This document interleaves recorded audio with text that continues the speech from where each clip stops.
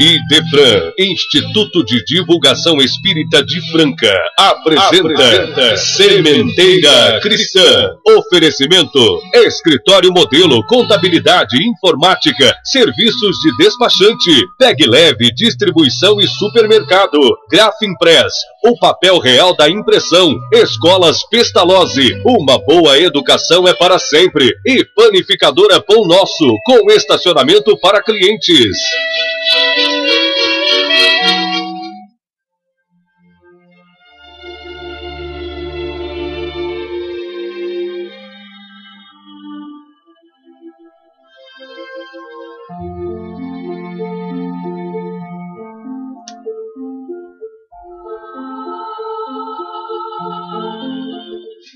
Mestre Jesus, abençoa-nos a todos, concedendo-nos as possibilidades de aprendermos as lições do Teu Evangelho.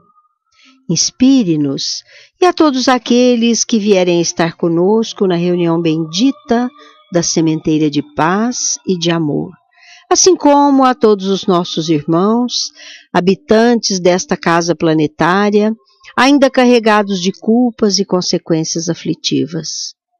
Que sob a Tua direção sublimada e divina, apreciemos o passo para vencer o nosso atraso moral e rumarmos definitivamente para a realização do espírito imortal, contribuindo para uma sociedade humana, serena, virtuosa e feliz.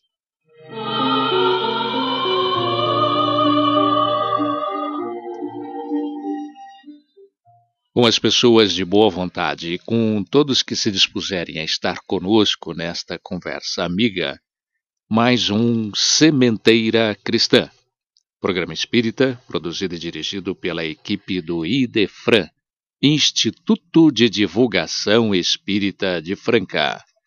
Muito bom dia para você, Nara Carlone. Bom dia, Eurípides. Bom dia, Luiz Gabriel, diretor de áudio e sonoplastia do nosso programa. Inicialmente, os espíritos superiores respondem. De O Livro dos Espíritos, a questão número 318. A pergunta: as ideias dos espíritos se modificam no estado de desencarnados? A resposta: as ideias dos espíritos se modificam muito, uma vez desencarnados. Elas sofrem modificações muito grandes à medida que o espírito se desmaterializa. Ele pode algumas vezes ficar muito tempo com as mesmas ideias, mas pouco a pouco a influência da matéria diminui e ele vê as coisas mais claramente. É então que procura os meios de se tornar melhor. Quanto à sessão deste programa que atende a perguntas dos ouvintes, vamos hoje apresentar resposta à pergunta do nosso prezado ouvinte Antonino, do Residencial Paraíso. Eis a pergunta: já que se trata de uma realidade tão palpável quanto o é a certeza de que estamos falando com alguém pelo telefone celular, por que a comunicação dos espíritos e a mediunidade ainda não vieram a ser reconhecidas pela ciência? Aguardemos um pouquinho, meu caro Antonino, que a resposta será rodada no final deste programa. Lembramos os ouvintes que teremos também, na segunda parte deste programa, a sessão Claramente Vivos, que hoje apresentará a mensagem transmitida aos seus queridos familiares pelo espírito de Antenor. Basta aguardarem e ouvirem.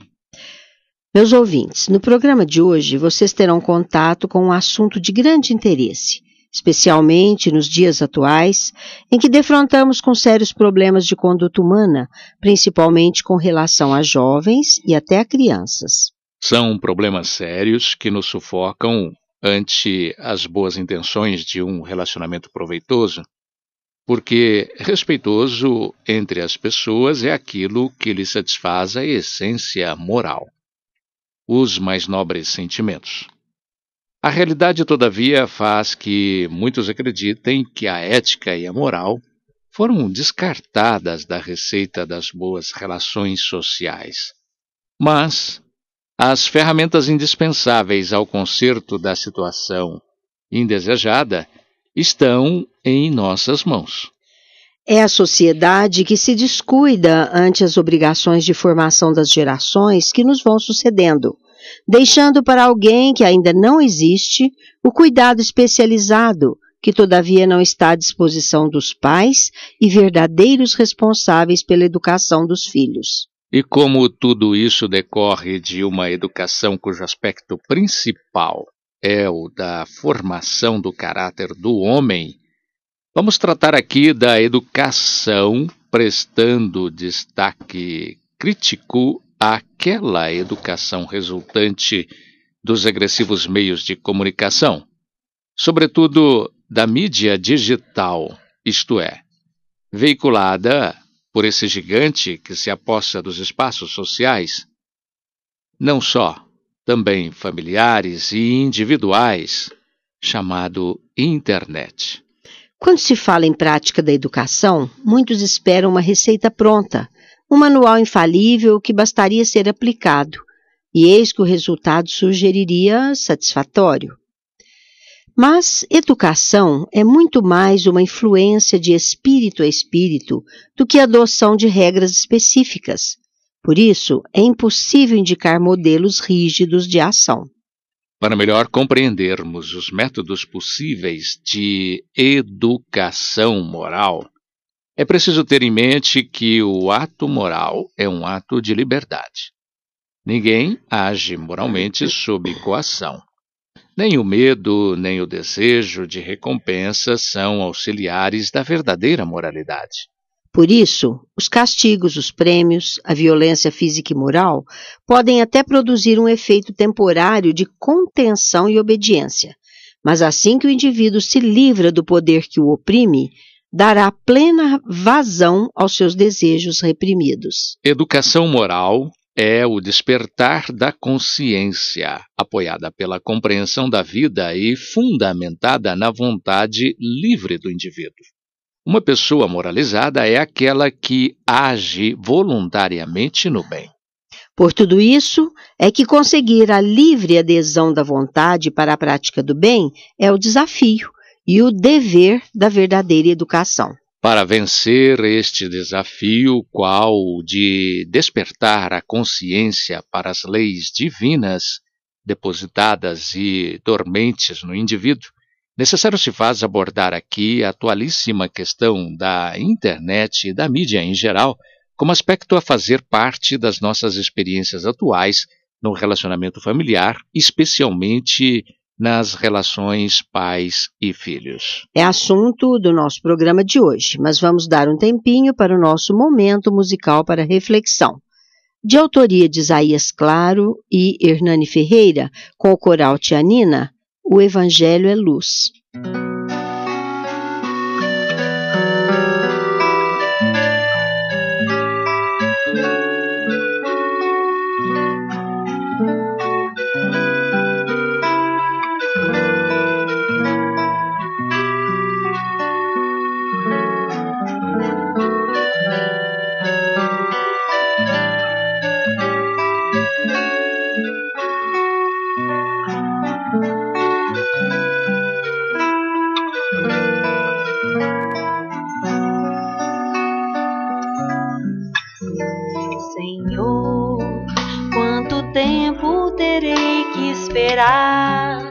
Para ver tua face de amor, para sentir de onde vem teu amor, para entender que tu és o amor.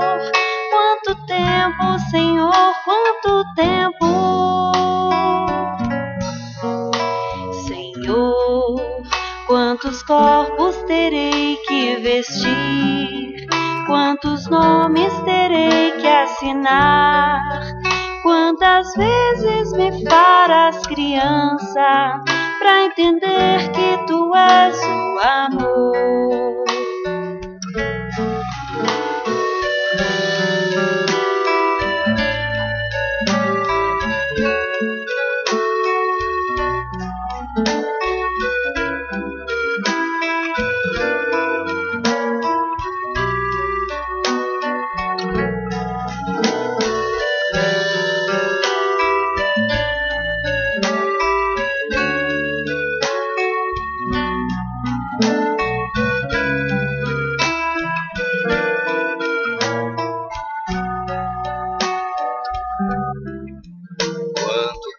tempo eu não posso dizer, pois que vai depender de você.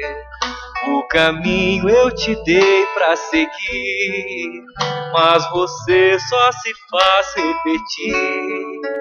Quanto tempo, quanto tempo. Já te dei o meu sopro de luz, já te dei o amor de Jesus. Só te falta tomar tua cruz. Só assim vais dizer quanto tempo, quanto tempo, quanto tempo. Deixa, Senhor, eu beber da tua fonte de amor e aprender a renascer sem perguntar quanto tempo. Deixa, Senhor, eu beber da tua fonte de amor e aprender a amar, pois sei que sou teu rebento. Senhor, quanto tempo terei que esperar para ver tua face de amor, pra sentir de onde vem teu amor, pra entender que tu és o amor. Quanto tempo, Senhor, quanto tempo.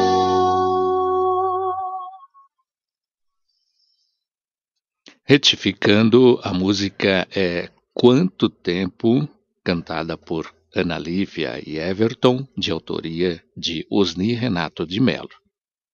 Hoje vemos com naturalidade crianças com um pouco mais de 4 anos batendo fotos, usando os telefones celulares de seus pais, jogando no computador, etc, etc. São crianças que fazem parte da chamada Geração Z, adepta da cultura virtual, que lida com computadores de última geração, telefones com recursos complicados, pendrive de enorme capacidade de armazenamento e, o que é pior, podendo ter acesso a jogos eletrônicos, muitos dos quais tão viciantes quanto perniciosos.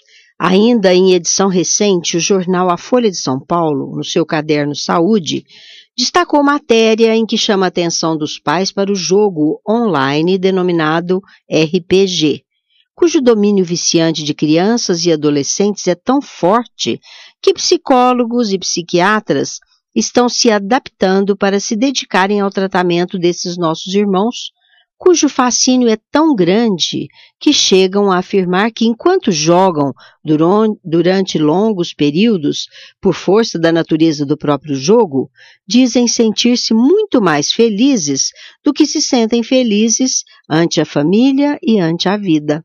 Como se vê, trata-se de uma geração que vive numa época de grande fascínio,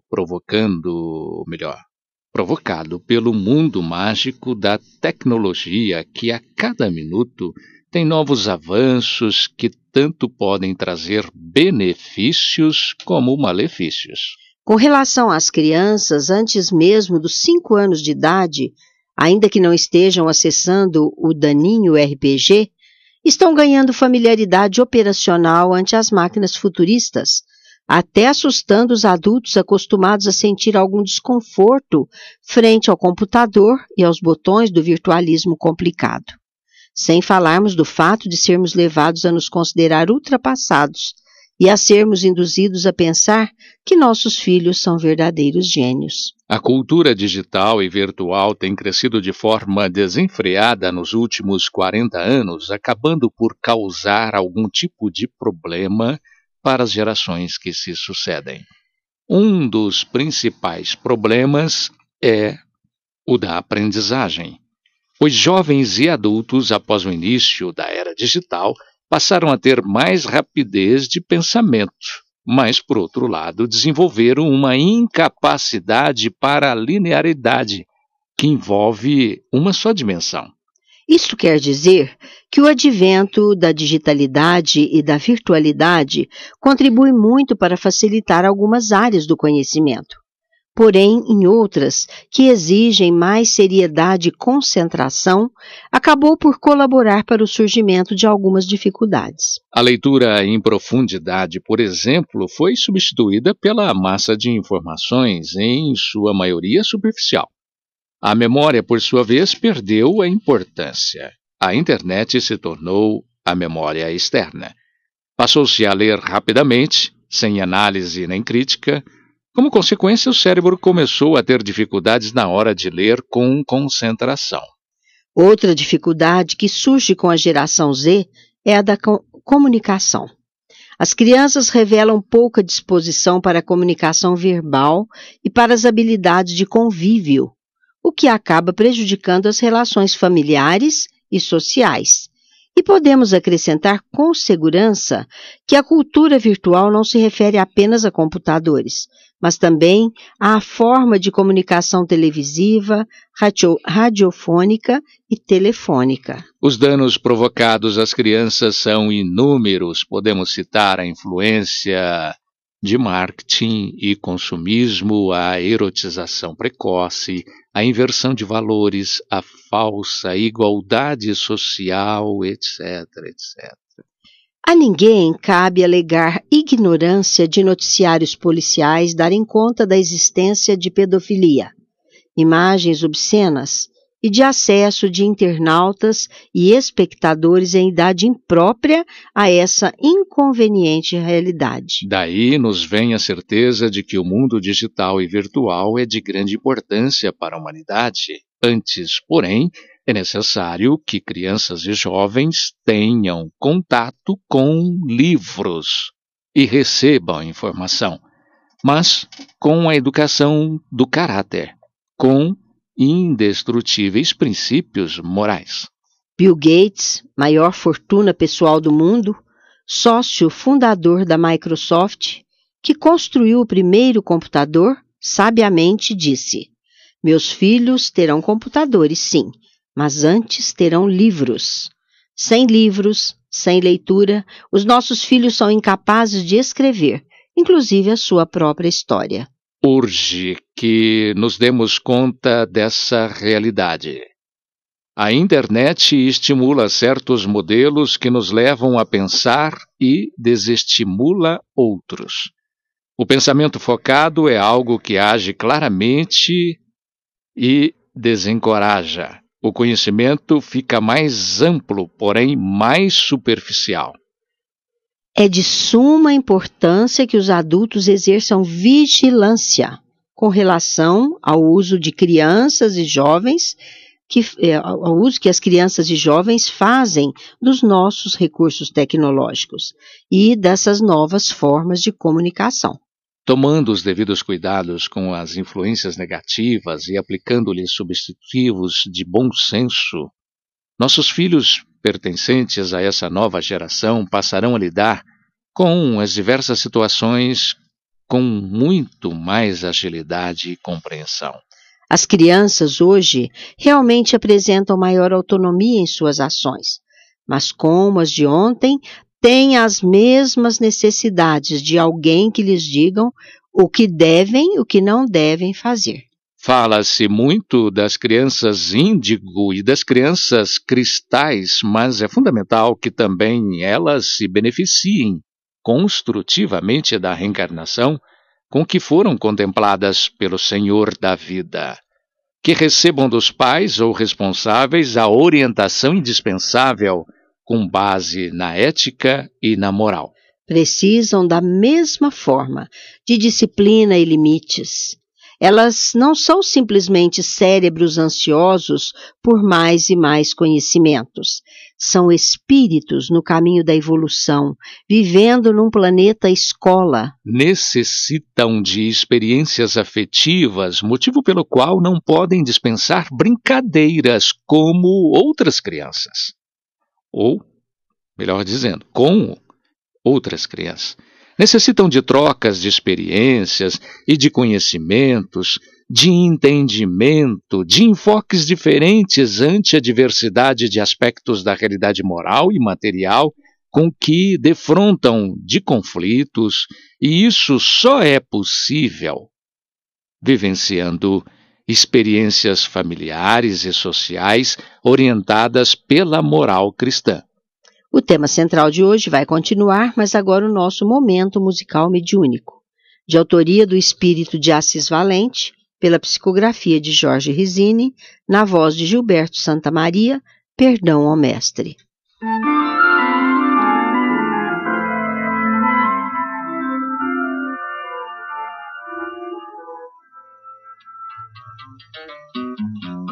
Senhor, me perdoa o que fiz, embora eu saiba que jamais mereça compaixão. Senhor, me perdoa aquele gesto infeliz, teria a própria vida pra escapar da solidão. Senhor, me perdoa o que fiz, embora eu saiba que jamais mereça compaixão.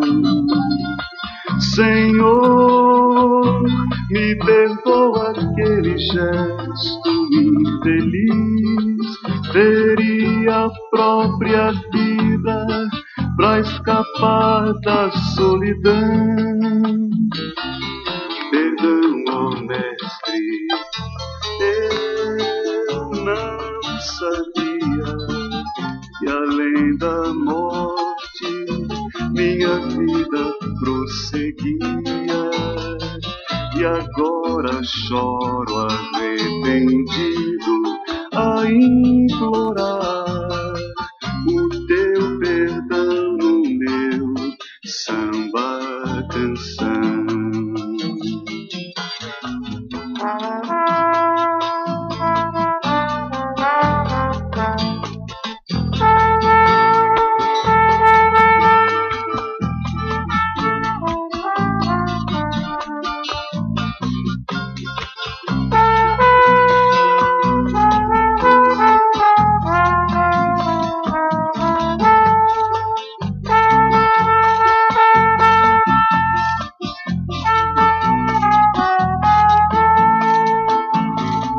Aos que padecem eu falo agora, a solidão não é mal de toda hora, e na tristeza que parece infinita, chamai Jesus e a treva faz-se luz.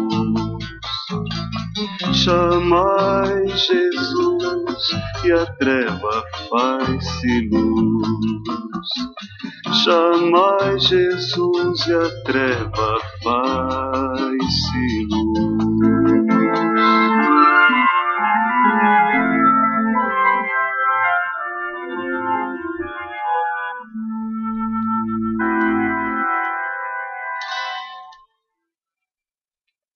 O desenvolvimento emocional deve vir antes do intelectual. O mundo, para evoluir, necessita de homens capazes de amar, de respeitar o semelhante, de reconhecer as diferenças, de pensar.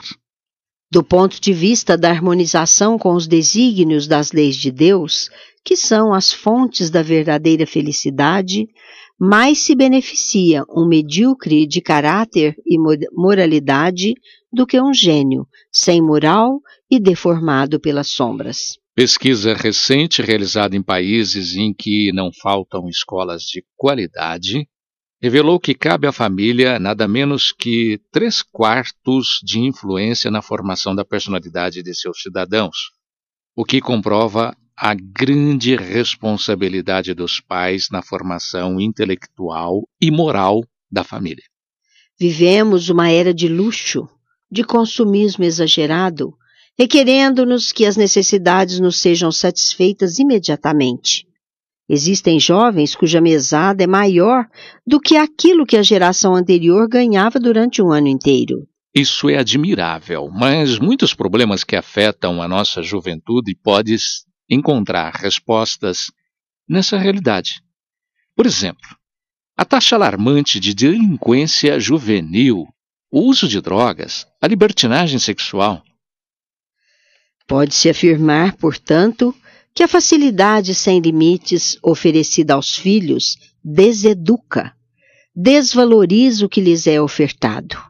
Pode lhes dar a ideia de que tudo o que ambicionam e todos os seus caprichos devem ser satisfeitos. Parece que vivemos o momento em que se ressalta o egoísmo no íntimo do indivíduo, mas é preciso que consideremos a vida como uma escola onde se deve usar o bom senso para justamente aprender a viver sua realidade, superando o que se nos parece necessidade, mas que, na realidade, é fantasia.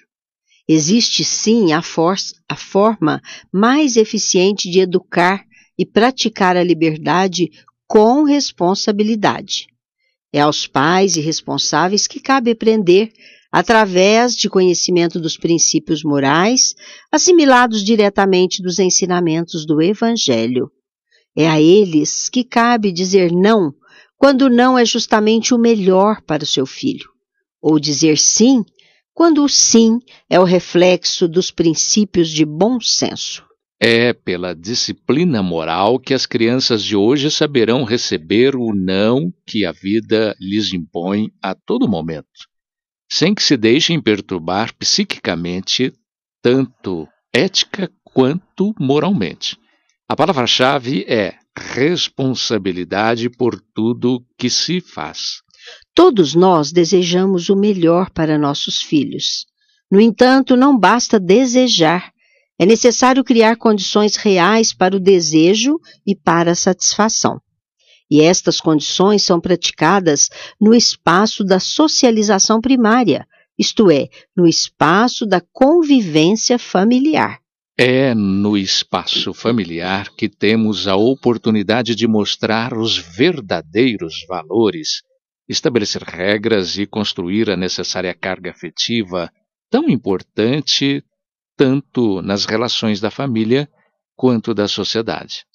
Diante da realidade que vivemos, o tempo de convívio entre os membros da família e a qualidade do tempo da convivência devem ser objeto de nossas preocupações na reconstrução do conjunto familiar, como ponto de partida para a instauração das verdadeiras disciplinas que acodem à educação formal e moral de uma sociedade. E são os pais os detentores da autoridade legítima a fazer da criança e do jovem os interessados imediatos na busca do prazer de viver, porque se veem ajustados nos preceitos construtores da perfeita relação social.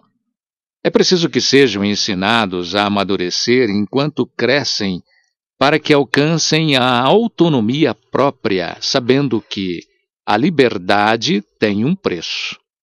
Esse preço, a responsabilidade. É a maneira pela qual a família vai conduzir o jovem à autorrealização, desenvolvendo-lhe as potencialidades, sem, entretanto, exigir-lhe mais do que ele possa dar, respeitando-lhe as limitações.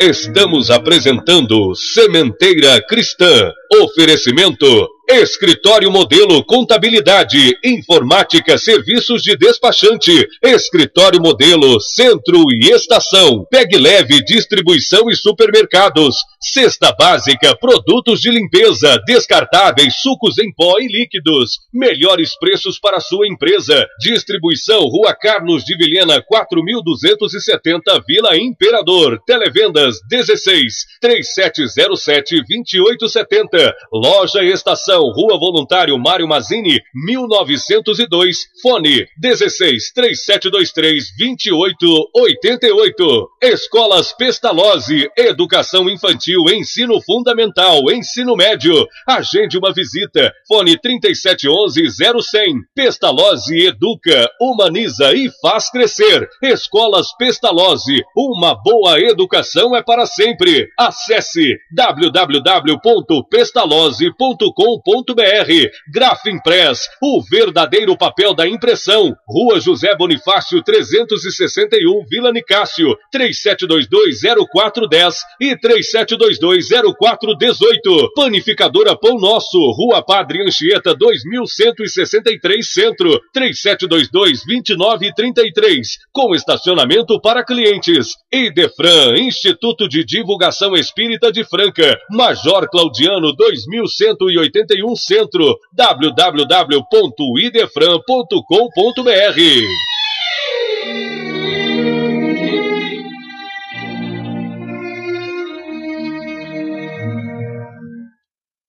A criança detesta quase sempre aqueles que a tiranizam, pois gosta de ser tratada com moderação e justiça.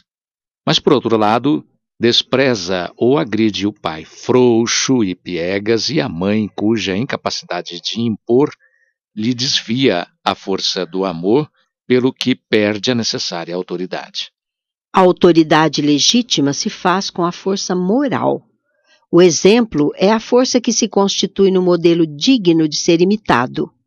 É o recurso mais eficiente, pois diante das qualidades paternas não há argumento capaz de convencer melhor, despertando a admiração e o respeito. A par de procurar agir sempre de forma mais correta possível, devem os pais confessar-lhes, nas ocasiões oportunas, que não possuem perfeição absoluta e que também estão sujeitos a emoções, que também cometem enganos e injustiças, mas estão sempre empenhados na busca do acerto, que só pode ser encontrado pelo caminho da razão e do bom senso.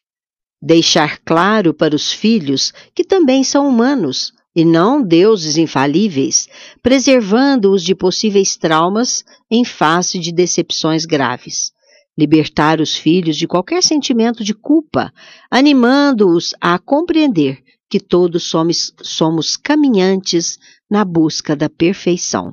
Aqueles que acham que filho é tormento e chateação, mais carga do que motivo de felicidade, não deveriam constituir família, pois os filhos não lhe impuseram a união de que vieram a nascer, mas, agora que tem filhos, a sua missão é tão grave quanto sublime.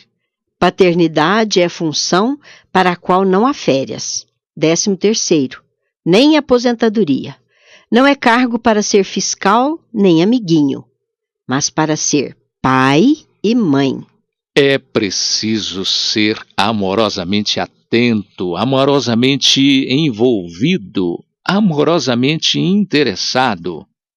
Difícil, muito difícil, mas a moral familiar impõe que se coloque a família em primeiro lugar. Não obstante, isto tenha um custo, com que nem todos podem arcar. Mas é fundamental que lembremos o velho ditado: nenhum sucesso na vida compensa um fracasso no lar. Priorizar a família vale a pena. Aquele que não cuida dos seus, negou sua fé e é pior que o infiel, ensinou-nos Paulo de Tarso. Assim, nada nos adianta exemplificar a caridade fora de casa, esquecidos dos entes que vivem conosco as dificuldades diárias. O lar representa o ponto de encontro de nossas almas com almas irmãs e companheiras, que no passado tiveram benéficas relações conosco e que voltam para fortalecer os laços da amizade e do amor, tanto quanto pode significar o reencontro de desafetos que são colocados à nossa frente com a finalidade de repararmos erros e sermos submetidos compulsoriamente ao aprendizado do amor. O lar ainda é o ponto de convergência do passado e do presente, com vistas ao futuro. O melhor modo de valorizar o teto que nos abriga é a vivência constante do bem, harmonizando-nos na cooperação permanente com todos. O Evangelho nos recomenda amar ao próximo como a nós mesmos, o que nos leva à conclusão de que o próximo mais próximo se encontra naturalmente em nossos lares, na condição de pais, filhos, irmãos e demais convivas. Se não conseguimos viver fraternalmente com nossos familiares, como conseguiremos a paz das nações e a paz da humanidade inteira? Assim, com o cultivo permanente da harmonia no lar, do amor, da prática do perdão, do respeito mútuo, a família, esta inigualável conquista da evolução humana, será o verdadeiro agente transformador, elevando a sociedade humana a patamares felizes, porque presididos pelo sentimento da fraternidade e do amor.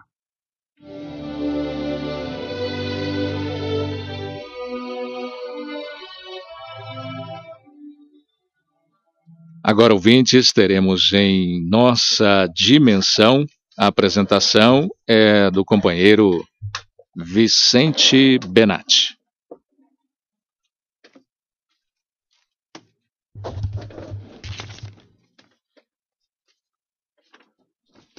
Já podemos antecipar alguma nota importante que sairá do jornal A Nova Era, que circulará no próximo mês de julho.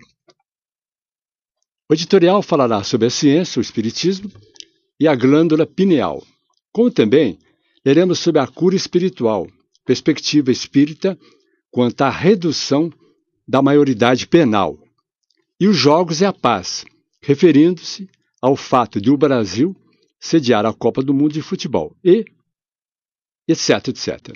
Mas preste atenção nesse texto sobre o grupo de jogadores anônimos e fumantes anônimos. O bem-sucedido recurso da terapia de grupo, voltada para as pessoas que se dão conta que se acham escravizadas pelo vício do jogo ou fumo, é o caminho mais indicado para ajudar na solução de tão graves problemas que envolvem o indivíduo, a família e a sociedade. Em Franca, o já experiente protagonista de dramas e sofrimentos que pretendem sejam esquecidos no tempo, constituem a estrutura de um programa que dizem eficaz para continuar recebendo amigos que, por decisão própria, desejem engajar-se nesse esforço reparador. Sem qualquer despesa, nem mesmo para informar-se podendo ligar a cobrar, seja qual for o grau de sua escravização pelo vício, você pode falar com o coordenador dos grupos, Célio Balsanufo da Silva, e considerar-se, a partir desse momento, um recuperando feliz. Com a intenção de estimular a decisão de quantos lerem tais notas, relacionamos logo a seguir algumas questões incisivas sobre a inconveniência dos referidos vícios. Como são as 20 questões, não dá para serem lidas aqui, mas depois que o interessado houver respondido todas, nas páginas do jornal A Nova Era, só resta a tomada de decisão. Lembrando que os grupos de jogadores anônimos e fumantes anônimos são o apoio que você precisa para libertar-se dos vícios e inconveniências em todo sentido. Se você desejar, ligue a cobrar utilizando 9090 e completa 3017 8820 e fale com o amigo Célio Balsanufo da Silva. Consulte também o site www.fumantesanônimos.com.br. O 11º Fórum da Arte Espírita foi aberto no Teatro Judas Iscariote com a presença do nosso presidente Sandro, que saudou a todos os presentes. Jean Rodrigo, do Departamento de USE da USE Regional, disse também desse grande momento da arte em Franca. Vicente Benatti entregou um troféu símbolo há 2000 anos, ao casal Eurípides Teodoro de Oliveira e Zenaide Barbosa, progenitores do César Augusto de Oliveira, autor do grande texto em Otote. E o Cláudio Miranda Martins, presidente da Abrarte, ele falou do lançamento dessa obra denominada Arte no Centro Espírita, que trata-se do planejamento e prática de toda a abrangência da arte, através do teatro, da dança, do audiovisual, da música, artes visuais e poesia, através da editora Edusérie de Belo Horizonte. Particularmente atípico, esse ano de 2014, com a realização do 11º Fórum, tem o significado de avançar um pouco mais os marcos da arte espírita no Brasil. Ontem, Moacir Camargo esteve aqui na Rádio Franca do Imperador e falou de toda a extensão do seu trabalho. Ainda na sua palestra na Educandário Pestalozzi, Unidade 2, ele falou dos traços da verossimilhança da movimentação de um jegue. Ele quis se referir à dimensão do movimento no projeto de carregar para todo o país a dimensão desse trabalho e o peso da responsabilidade de irradiar a arte em todo o país. O lançamento do texto em Otote era um pensamento antigo do grupo e ele foi visto agora em nova dimensão, integrando duas gerações. Alguns dos diretores da Abrarte deixaram-nos as suas impressões. Do Rogério Silva. É uma honra participar do 11º Fórum Nacional da Arte Espírita na cidade de Franca. Esta cidade, que para os artistas espíritas brasileiros é uma referência em termos de eventos espíritas de arte através do bem-sucedido FECEF. Emanamos-nos aos companheiros de Franca, desde já, agradecidos pelo acolhimento fraterno e pela excelência da organização deste fórum. Um grande abraço. Rogério Silva, vice-presidente da Abrarte. Estar no Fórum Nacional de Arte Espírita já é uma alegria imensa, alegria que se torna infinita por ser esta edição realizada em Franca, terra de belezas humanas que calam fundo no nosso espírito. É a opinião do Glauco Cardoso de Mesquita, Rio de Janeiro. Ontem, com a Assembleia Geral, foi eleito um novo espaço para o 12º Fórum, que será realizado em Fortaleza em 2016.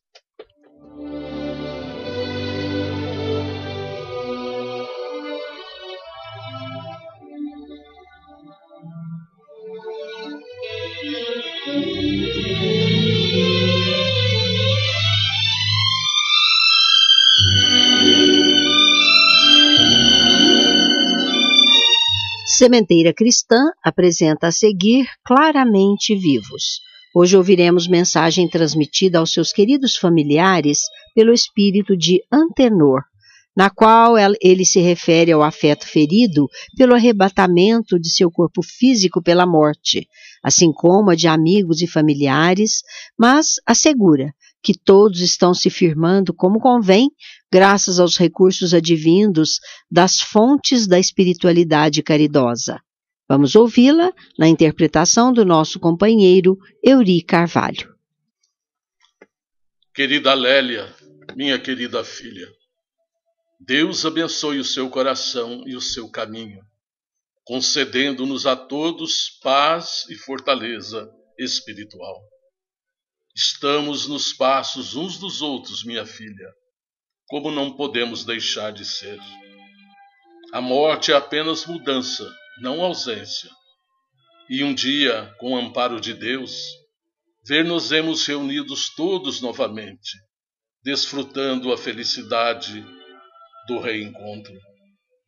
Nosso alvito está mais forte e, com o auxílio do nosso lado, já consegue amparar você e inspirar os filhos queridos na solução dos problemas do dia a dia. Sem dúvida que o refazimento lhe tem sido gradual e vagaroso, porque a vinda dele exigia aquele quadro de improviso que realmente foi como acontece em toda aprovação a que sejamos levados, a bênção de Deus. Tudo, minha filha, tem a sua razão, direta ou indireta, manifesta ou temporariamente invisível.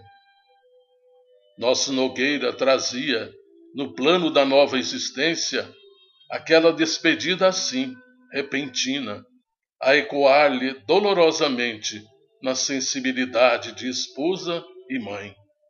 Entretanto, o que ocorre com ele nos domínios da reconstituição gradativa acontece igualmente a você, no campo de sua restauração, pouco a pouco.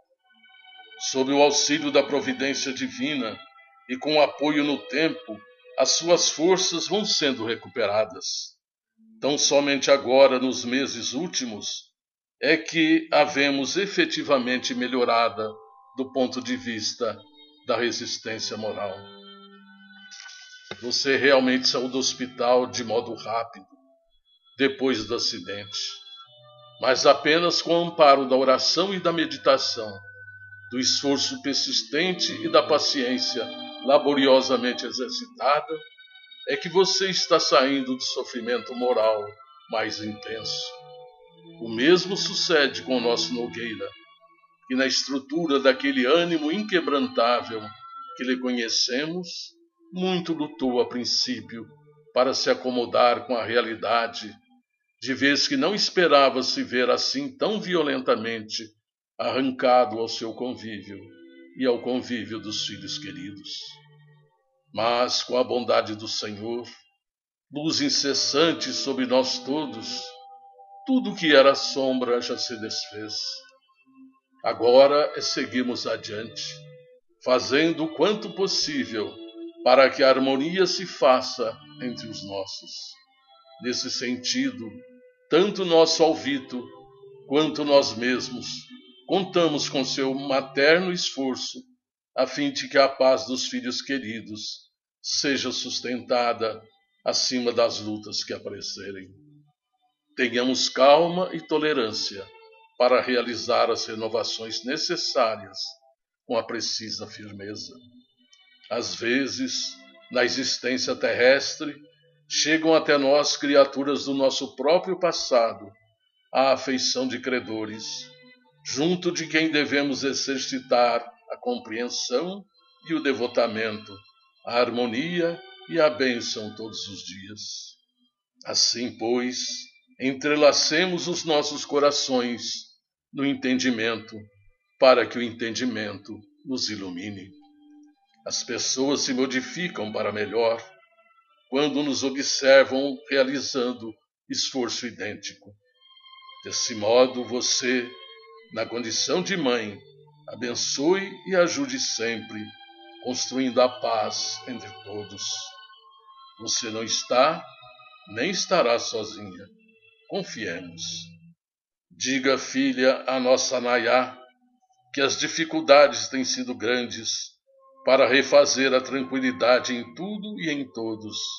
No entanto, os filhos são sempre os nossos tesouros do coração, e com eles e por eles prosseguiremos estimulados a trabalhar com paciência e alegria. Cada filho ou filha é uma luz em nosso caminho, e graças a Deus encontramos Nayá e eu em todos vocês, tanto quanto em nosso Leônidas, riquezas e bênçãos que nem de longe sabemos como agradecer a Jesus. Peço a você, quando for possível, levar nossa Nayá para uns dias nas águas de Caldas Novas. Ela precisa de um repouso, que se faça igualmente medicação. Sua mãe, Lélia, está muito cansada fisicamente e precisamos auxiliá-la a tratar-se, porque você sabe, ela sempre se dá a nós todos, sem pensar nela própria. Querida filha, daria tudo para continuarmos conversando através do lápis. No entanto, é preciso encerrar esta carta. Estamos felizes ao vê-la edificando suas tarefas evangélicas mais amplas. Creia, minha filha, querida Lélia, que nunca perdemos a fé viva, e sim, vamos transformando-a para mais vastos caminhos da alma. A crença é uma estrada que se vai alargando e embelezando cada vez mais, à medida que damos lugar à compreensão mais alta nos domínios da própria alma. Por isso mesmo, a tarefa cristã em suas queridas mãos é agora o que foi antes, com a caridade por sol, a lhe clarear cada vez mais os pensamentos. Na essência, é Jesus que buscamos sempre, e isso, minha filha, é o que importa. Abrace Nayá por mim, e com muito carinho a cada um dos nossos entes amados. Rogo a você receber o abraço muito afetuoso do papai amigo que tanto lhe deve a dedicação e que nunca a esquece. Antenor.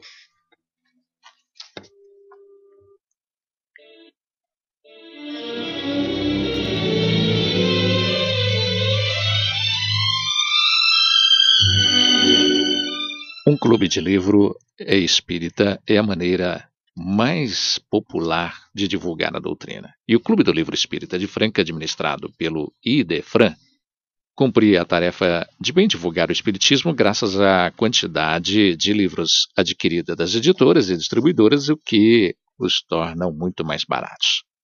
Um livro que muitas vezes custa mais de R$30 nas livrarias, no Clube do Livro Espírita de Franca você o adquire por apenas R$15 se retirado no IDEFRAN.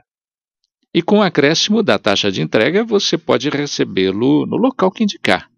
E como se trata do único clube de livro que oferece 4 opções mensais, como romance, ciência, filosofia, mensagens, autoajuda, infantis, etc., o associado, além do livro que se obriga a retirar todo mês, também pode retirar outros 4 livros de sobra de meses anteriores pelo preço atual do clube. E o associado tem mais uma vantagem. É o desconto de 10% em todas as compras que efetuar na livraria do IDEFRAN. Se você reside em outra cidade, ligue área 16, 3721-8282, ou envie um e-mail e saiba como fazer para receber seus livros pelo correio.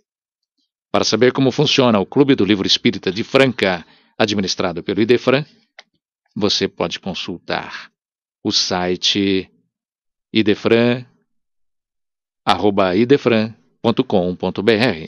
ou ligar para 16 3721-8282. Ou, melhor ainda, dê-nos alegria da sua presença. IDEFRAN, Rua Major Claudiano, 2185, Centro, Franca, São Paulo.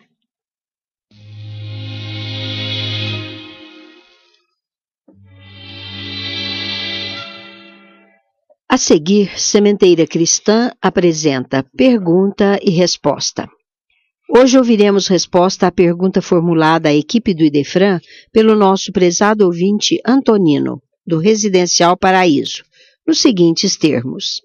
Já que se trata de uma realidade tão palpável quanto o é a certeza de que estamos falando com alguém pelo telefone celular, por que a comunicação dos espíritos e a mediunidade ainda não vieram a ser reconhecidas pela ciência? Vamos ouvir a resposta agora, meu caro Antonino, e quem vai te responder em gravação é o nosso companheiro Felipe Salomão. Caro Antonino, segundo o que nós aprendemos com a doutrina espírita, a mediunidade é inerente ao ser humano. Desde que o homem está na Terra, há o fenômeno mediúnico.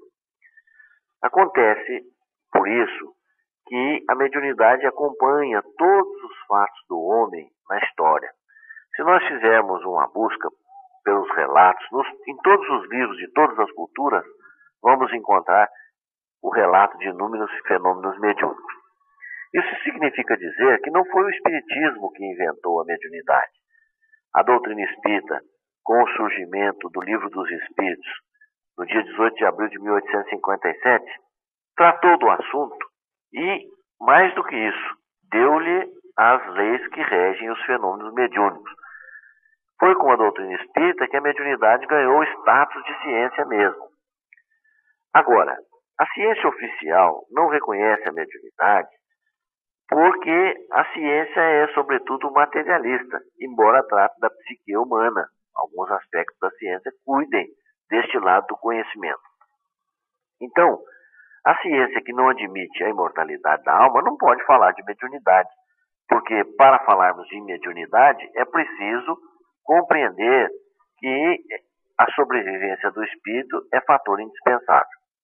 A palavra mediunidade, que foi cunhada, que foi elaborada por Allan Kardec, quer dizer estar no meio.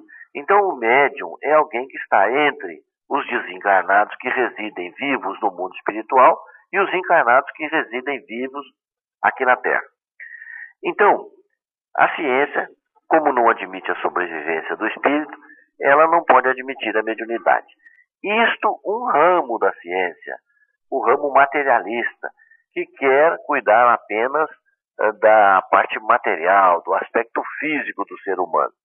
No entanto, as pesquisas estão demonstrando, e cada vez mais a física quântica está aí para nos demonstrar esta realidade, que o homem não é matéria apenas. Ele é matéria e é espírito. Portanto, se o espírito sobrevive, e se sobrevive e continua gostando de nós, nos amando, por que não pode se aproximar de nós? E se aproxima, por que não pode comunicar-se conosco, desde que haja obediência às leis que regem o fenômeno, tais como o desinteresse total, financeiramente falando, haja a respeito, honestidade. Então a mediunidade no Espiritismo é uma mediunidade voltada para um aspecto positivo. Não há frivolidade no aspecto mediúnico da doutrina espírita. Por outro lado, nós devemos dizer para você que há um ramo da ciência, principalmente através da parapsicologia, que está estudando os chamados fenômenos de mediunidade, que é o ramo psiteta da parapsicologia. Porque a ciência que foi agora modernizada por Joseph Banks Heine, nos Estados Unidos, ele dividiu a parapsicologia em 3 ramos de conhecimento, que são as áreas da psigama, psicapa e psiteta. Na área da psiteta, que é a que fala da sobrevivência da alma e da possibilidade da sua reencarnação, nós verificamos que esta parte da ciência que não é ortodoxa, que não é materialista, que procura ver no ser humano um outro aspecto além do físico, esta parte da ciência está estudando os fenômenos da mediunidade.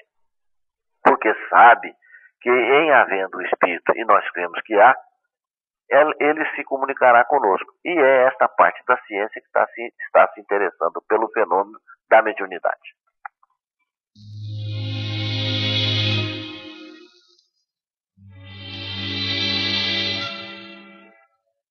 Perguntas para esta sessão devem ser endereçadas ao Idefran, Rua Major Claudiano 2185, Centro, CEP 14400-690, Franca, São Paulo.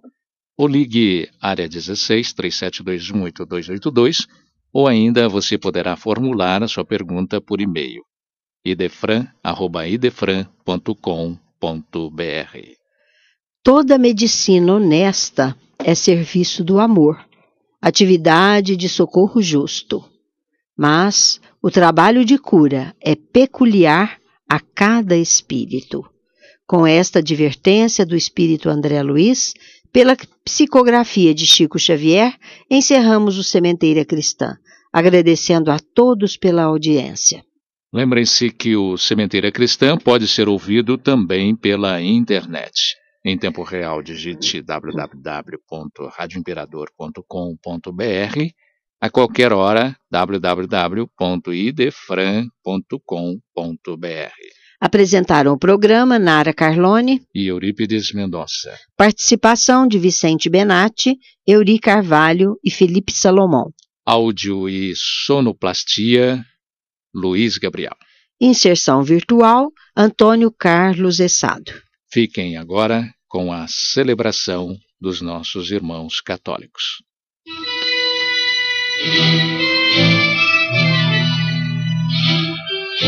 Idefran, Instituto de Divulgação Espírita de Franca, com o apoio de Escritório Modelo, Contabilidade, Informática, Serviços de Despachante, Peg Leve, Distribuição e Supermercado, Grafimpress, o papel real da impressão, Escolas Pestalozzi, uma boa educação é para sempre, e Panificadora Pão Nosso, com estacionamento para clientes. Apresentou Sementeira Cristã.